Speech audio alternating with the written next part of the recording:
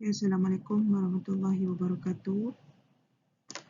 Untuk kelas hari ini, kita akan teruskanlah untuk topik yang seterusnya, iaitu 1.2, Properties of Concrete.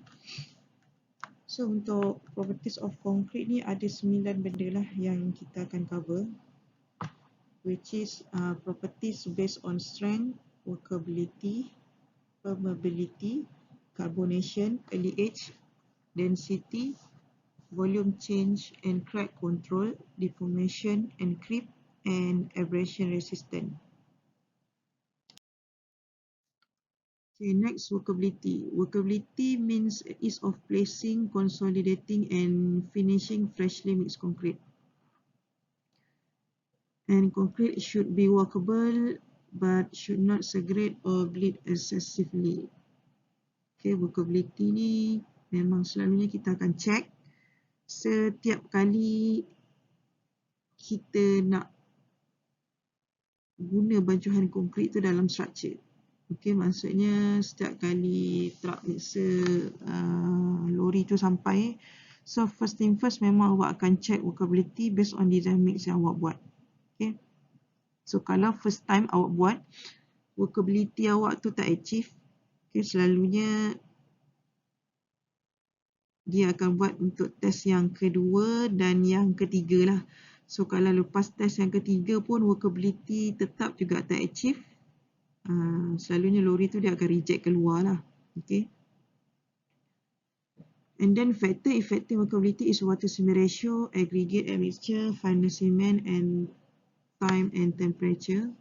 So macam mana awak nak measure workability adalah based on slump test. Okay, yang ni saya rasa semua orang tahu macam mana nak buat slump test. Testing yang wajib dilakukan dalam kerja konkrit lah. Okay, types of slump ni pun saya rasa semua orang tahu. So ada 4. True, zero, collapse, and shear. Okay, nak tahu dia punya kategori true based on measure by mm lah. So berapa banyak yang dia collapse. So untuk very low ataupun zero slump, antara 0 hingga 25 mm. Okay, kita akan measure slump tu pada puncak yang paling tinggi lah. Okay, start daripada puncak yang paling tinggi sampailah pada tamping road slump test tu. Okay, kita akan dapatkan ukuran dia. Kalau untuk true slump 25 hingga 50, kalau shear 50 hingga 100, and collapse slump antara 100 hingga 175.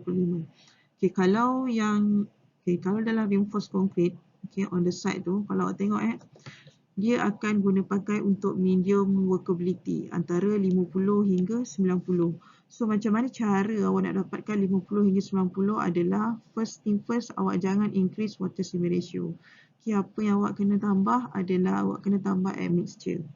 Okay, ataupun awak ubah properties of cement tu. Okay, maksudnya pakai different type of cement lah. Kita ada belajar itu kan, ada 5 type of cement. Okay, jangan sekali-kali increase water cement ratio lah. Sebab bila awak increase water cement ratio, awak akan kurangkan dia punya strength. Okay, so cara untuk tak nak kurangkan strength, sebab awak design mix tu, awak akan state dekat situ berapa strength yang awak nak. Okay, berapa MPa yang awak nak achieve. Okay, based on MPa ataupun strength yang awak nak achieve tu, dia akan relate pada water cement ratio lah. Memang water cement ratio yang awak akan guna tu akan rendah. So kalau dari segi logiknya, workability awak memang akan kurang. Sebab itulah awak akan pakai bahan lain lah. Contoh bahan tambah chemical ataupun mineral admixture untuk cover balik lah workability dia tu.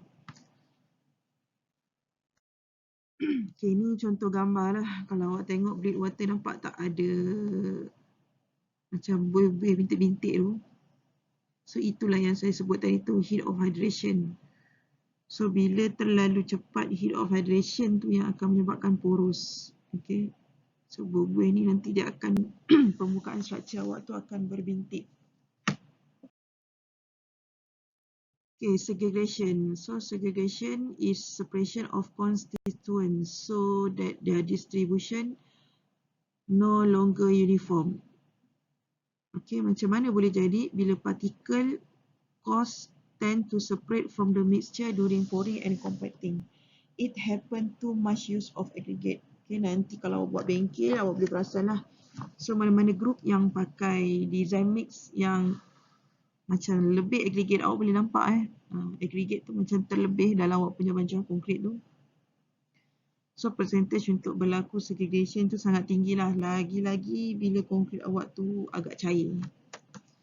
Okay, yang kedua, cement mixture separately from others material due to very wet mixture. Okay, ini tadi saya ada sebut maksudnya awak guna kurang fine aggregate and then awak punya konkrit tu agak cair. So, awak boleh nampak lah akan berlakunya macam pemisah lah. Awak tengok antara air cement dengan batu, dia tak bond together. Okay, ini contoh penyebab lah. Gambar bila berlakunya segregation. Okay, segregation ni bukan juga disebabkan oleh bancuhan konkrit saja.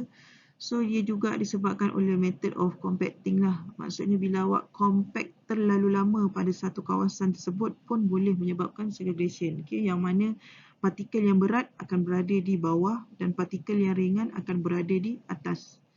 So, partikel yang ringan tu macam air, termasuk sekali dengan simen lah. Okay, akan obvious lah nampak yang mana aggregate dan pasir akan maintain lah dekat bahagian bawah.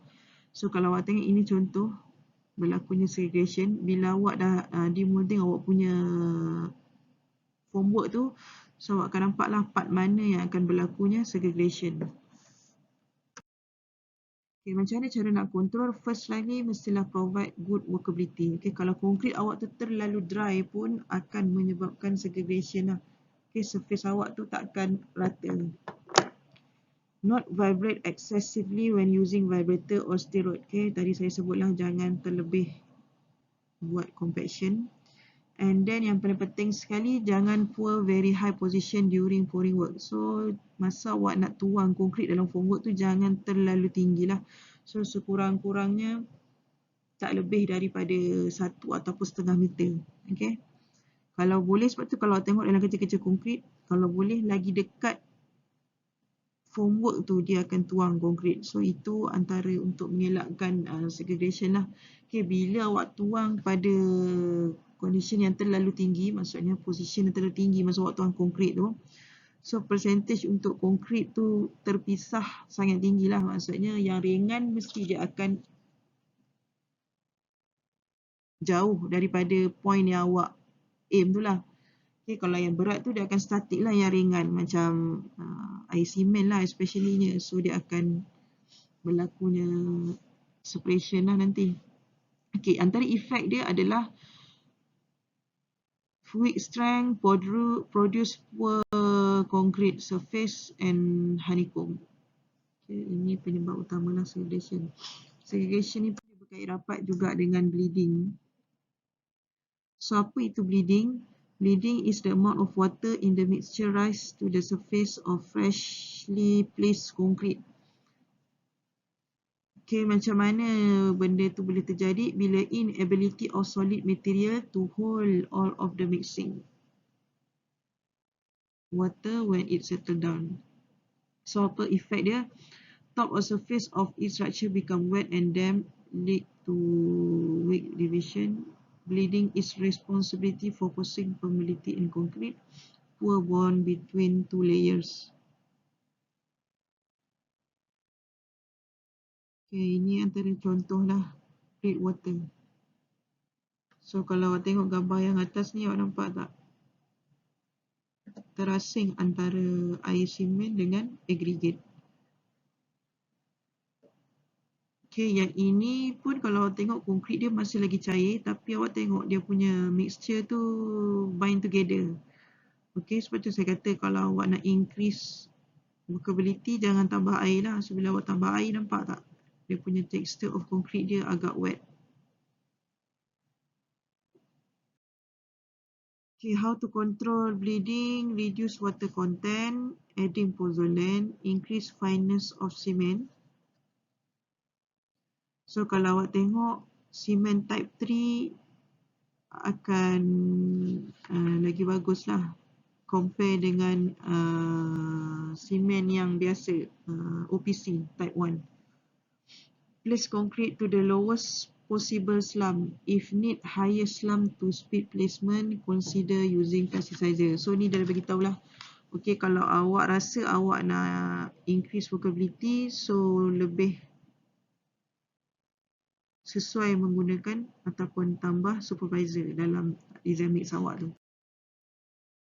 Okay, next, permeability. Concrete durability, corrosion resistant and resistant to chemical attack is directly related to permeability.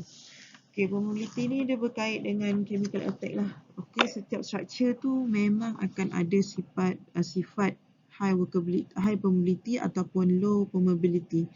Okay, sebagai contoh untuk structure konkrit bahagian luar bangunan, lebih kita ambil berat lah dari segi permeability, okay, sebab bahagian luar bangunan tu lebih banyak terdedah pada hujan, panas, okay, terdedah pada udara. Kita pun tak tahu udara tu sama ada udara lembap ke, udara kering ke, ataupun udara yang bergaram ke. Okay, kalau kawasan bangunan tu berdekatan dengan laut, so awak dah tahulah air tu mesti akan ada garam. Okay, itu akan efek pada permeability of concrete.